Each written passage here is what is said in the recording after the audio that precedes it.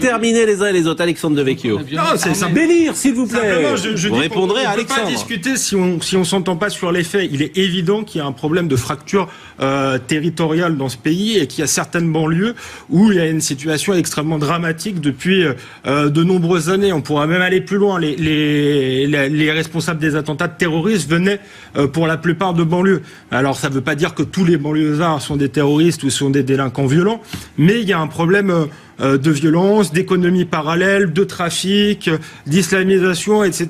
Et je pense qu'il faut mettre les pieds dans le plat et en parler. Et je pense effectivement que ces images sont le symptôme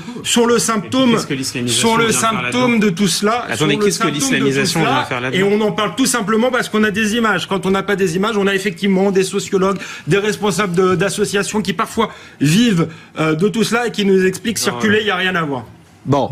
On va marquer une page de publicité. Non mais qu'est-ce que l'islam vient faire là-dedans ? Non, je parlais de mais la non, mais situation des vous banlieues voyez bien le en général. Mais ça y est, là c'est les perles quoi. Parce que vous expliquez mais là c'est les perles. Qu'il ne se passe rien, que c'est toute la France. Il y a un drame à Champigny, donc c'est les banlieues, donc c'est la criminalité, donc c'est l'islam. Mais c'est incroyable.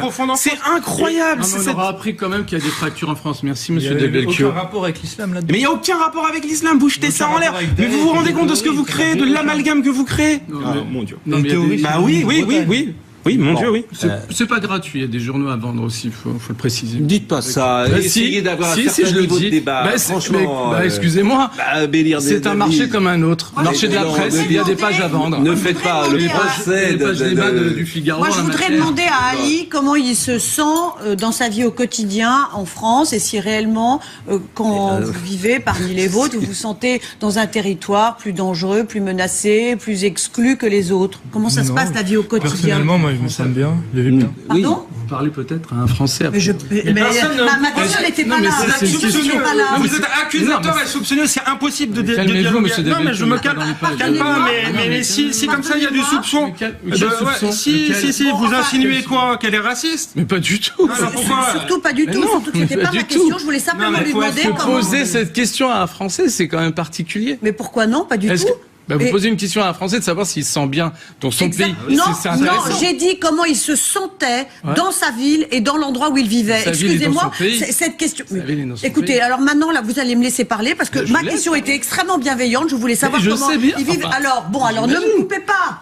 Vous pouvez, non mais vous pouvez pas couper tout le monde. Des choses, mais je ne présume rien. C'est vous qui entendez des choses dans ce que je dis. Alors laissez-moi parler et laissez-moi poser ma question. Parce que ne présumez pas de ce que je peux penser ou dire. Je vous l'interdirai même parce que ce n'est pas le sens de mon propos et ce n'est pas le sens de ma question. Donc s'il vous plaît. Poser cette question, malheureusement, c'est un problème.